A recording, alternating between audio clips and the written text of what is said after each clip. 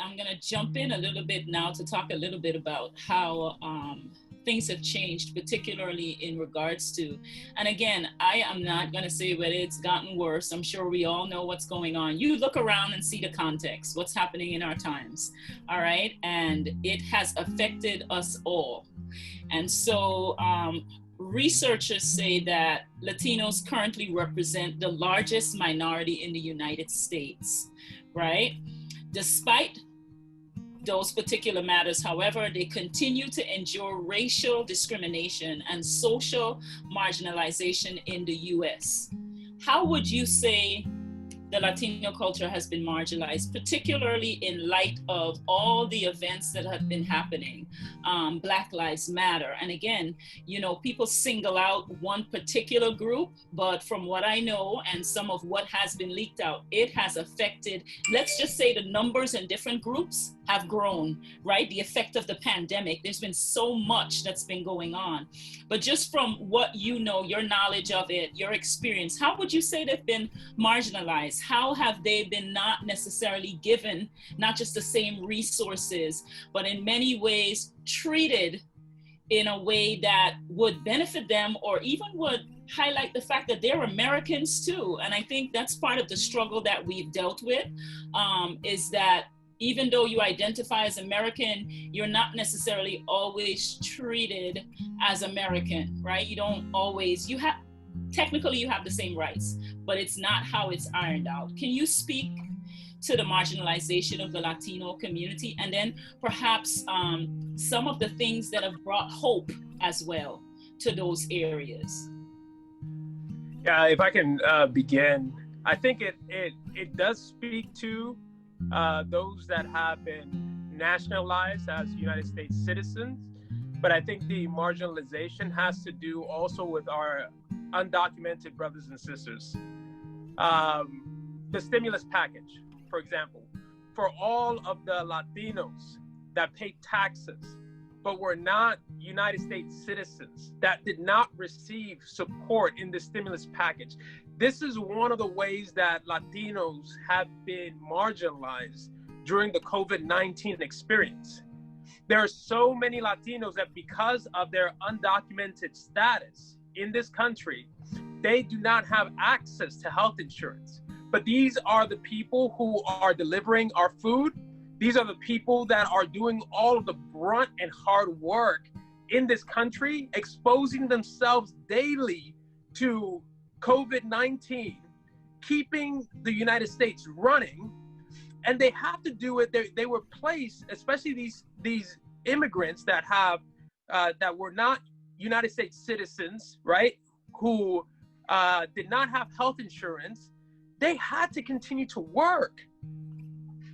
While many of the rest of America, many of us who are United States citizens, we receive some kind of aid and relief, and we could afford to stay home and quarantine for some time. If they chose to quarantine and not to work, their children would have starved. And so I think that the numbers of Latinos that are infected with COVID-19 and the disparity of Latinos that are dying as a result, there are other reasons why, but a major reason that I don't want to overlook is just the desperate situation that undocumented immigrants of Latino descent were placed in when COVID hit. No help with the package. Many of them without health insurance, having to work, while many of us were able to sit at home and receive aid. And what else can we expect? I have to say one more thing. The war on immigrants, right? That has been politicized by our president, making Latino immigrants the criminals, when statistically Latino immigrants, by and large, if you compare these immigrants compared to the people that were born and raised in this country, commit less crimes. But because now there is this narrative, all of the hate crimes, right?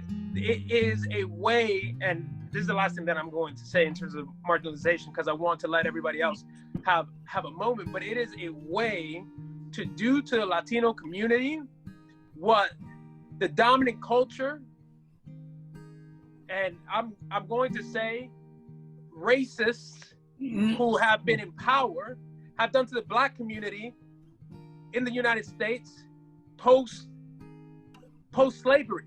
They have criminalized Blacks to mass incarcerate them.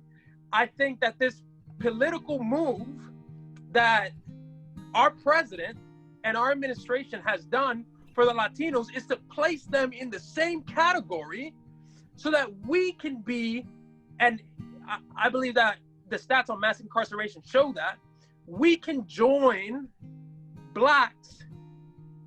It will be Blacks and Latinos who are being mass incarcerated. But it is a political move to criminalize Latinos in order to move them into prisons. All right, that's what I'm going to say right now.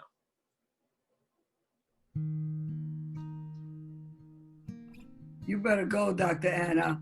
I can't go after that. I know. Thank you. I agree with you, Jensy. That was the route I was going to take as far as the anti-immigration rhetoric and how we all get clumped into that category, right? There isn't that distinction. Like Dr. Toni's example was, she's Puerto Rican, but she's called Mexican. And so she's clumped with all those illegal Mexicans, you know?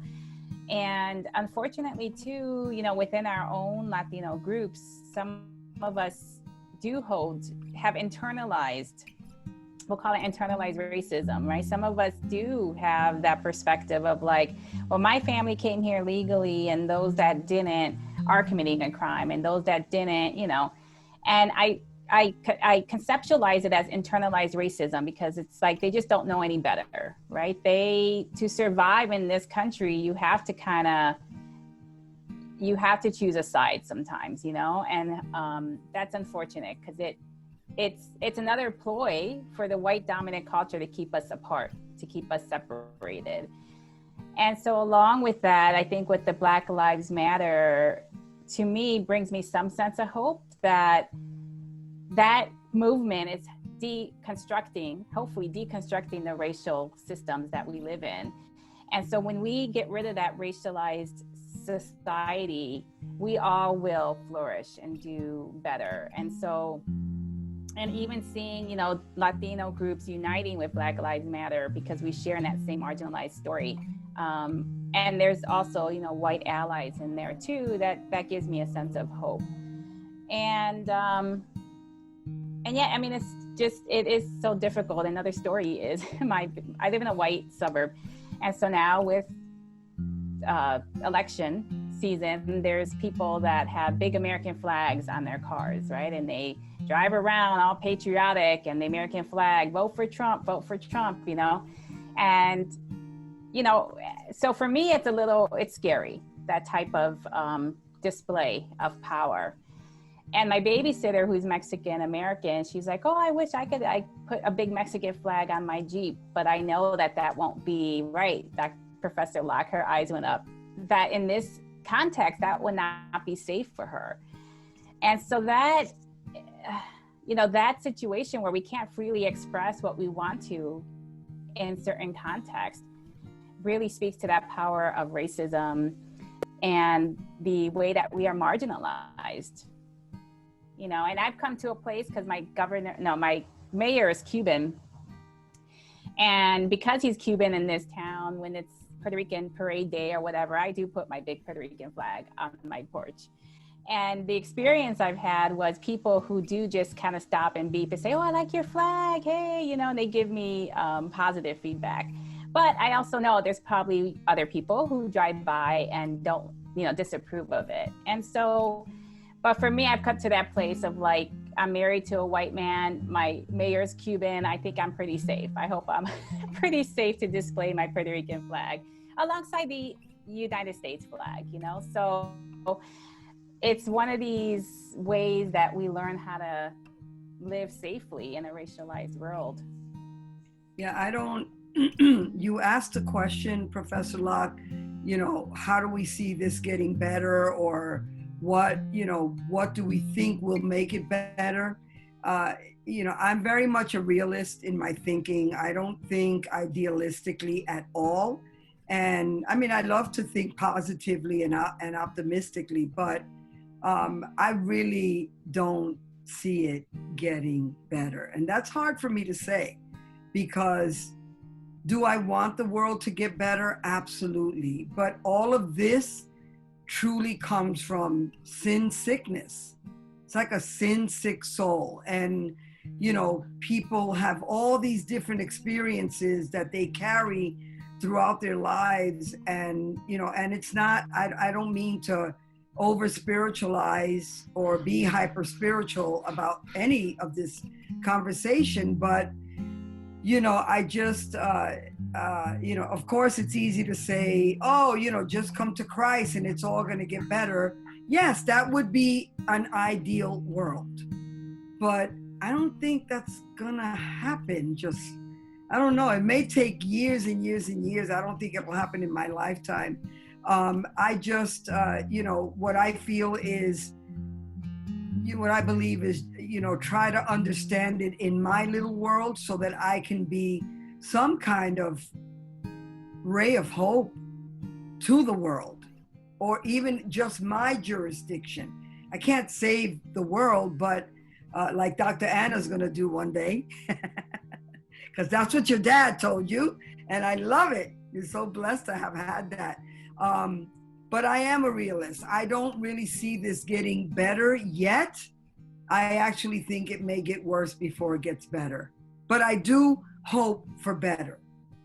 I really, you know, for the next generations, that this rude awakening of racial tension that has always been in the world, it's always been in humanity, you know, and you know, Dr. Anna said something that really struck me when she talked about, you know, her Mexican or the internal racism, right, Dr. Anna? You know, and I think that we have bought into that rhetoric and that conversation, maybe from our own parents. You know, years ago, my mom said, when you fill out a form, you fill it out, you are white. And it took me years to figure out, no, I'm not. Or I don't want to be white.